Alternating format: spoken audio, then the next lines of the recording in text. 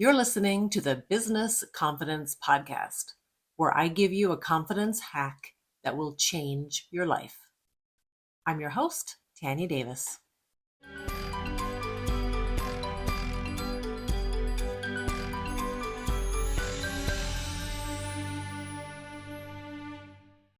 Our confidence hack today has taken many turns over the past 5 years.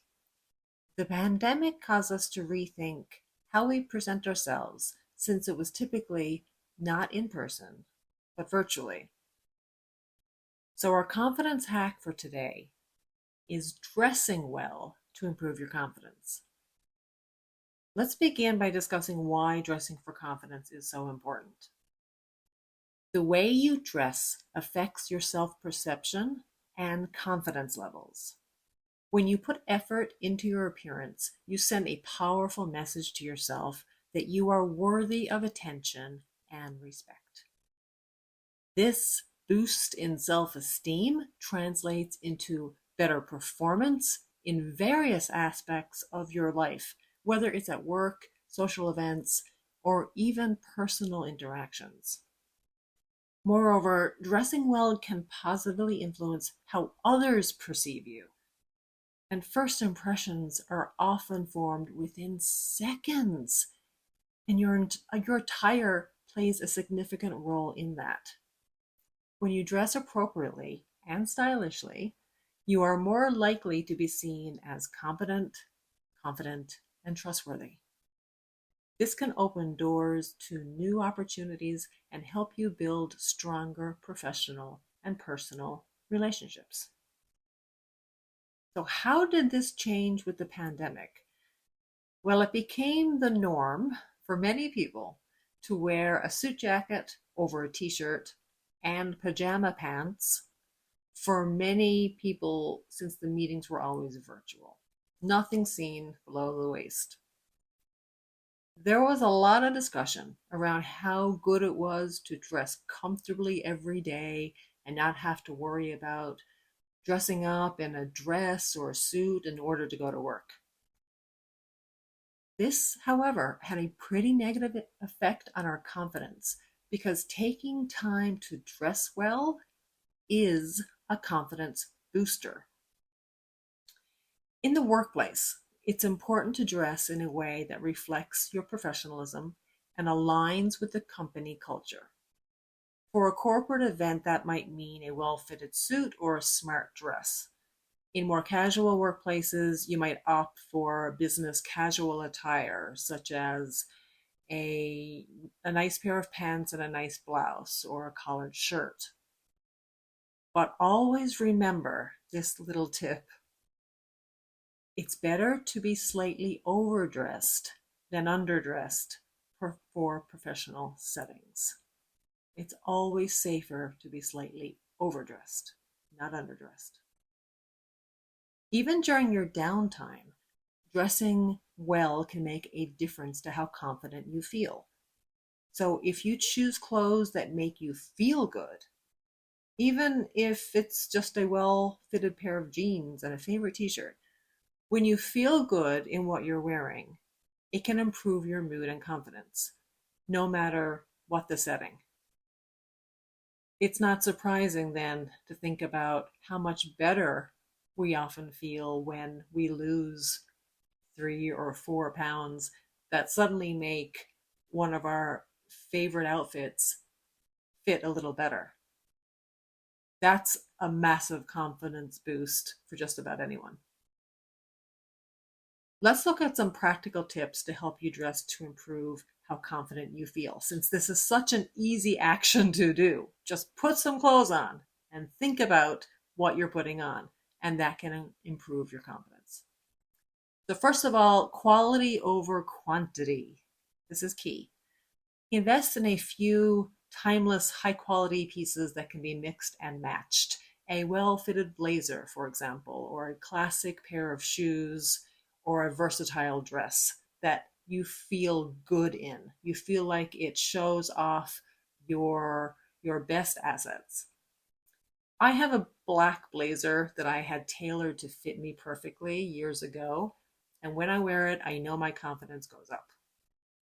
So I usually wear it to events when I know I have to give a good first impression.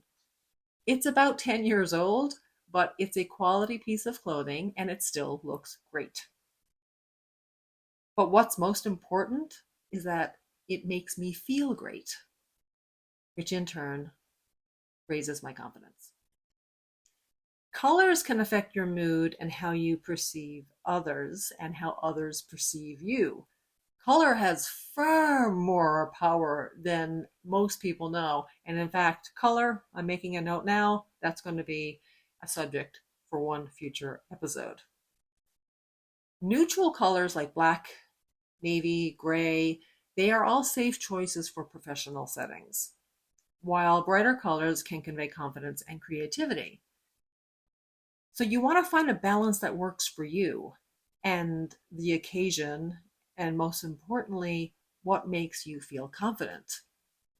I often pair my favorite confidence boosting black blazer with a blue or red blouse or shirt that, or even a scarf that shows a little bit more creativity and not just black.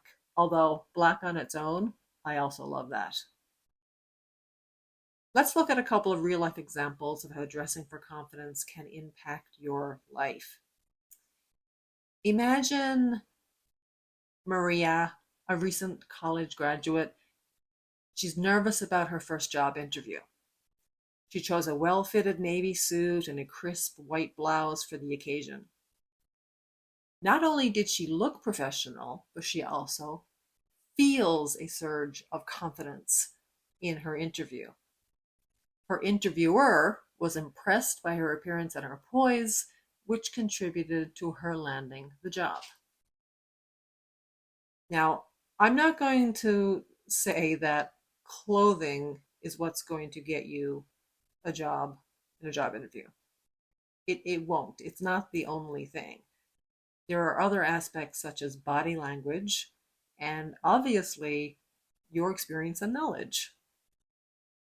But I also don't want to play down the importance of looking a certain way so that your confidence is high in this typically very stressful setting of being in a job interview. I'm going to give some examples in a minute of how dressing to feel confident is not the same as dressing the same as others. But first, let's do another example. So let's imagine John, he's a software engineer, and he is noticed by his colleagues after he starts paying more attention to his work attire. He's switched from casual jeans and t-shirts to business casual outfits. And people started noticing and making comments on it, positive comments. And he found he was getting more respect and positive feedback from his peers and his supervisor. This boost in confidence helps him take on more leadership roles within his team. And that, of course, makes him feel more confident. So let's get back to dressing for confidence, not meaning dressing like everyone else. You can dress differently, so much so that it catches people's attention. But as long as you feel confident wearing what you have on, then you will appear confident to others. In many ways, it's actually a pretty effective strategy to getting people to notice you and to demonstrate your confidence. Have you ever seen someone walking down the street or eating in a restaurant wearing something that was quite different from what others were wearing? But while you were looking at that person, you were also noticing how they didn't care about the attention they were getting, and in fact appeared very comfortable and confident in what they were wearing. To see this in action, just go to any place where you can people watch for a while, and before long, you'll see self-confidence from within just based on what someone is wearing. Here is your CTA, your call to action for this week. Choose one day this week to dress more intentionally. Whether it's for work or a social event, put extra effort into selecting an outfit that makes you feel confident and good about yourself. And then notice how this impacts your mood, your interactions that day, and most importantly, your overall confidence. Thank you for listening to Business Confidence. If you enjoyed this episode, please subscribe, leave a review, and share it with others who might find it helpful. Until next time, remember, when you look good, you feel good. And when you feel good, you feel more confident. Bye for now.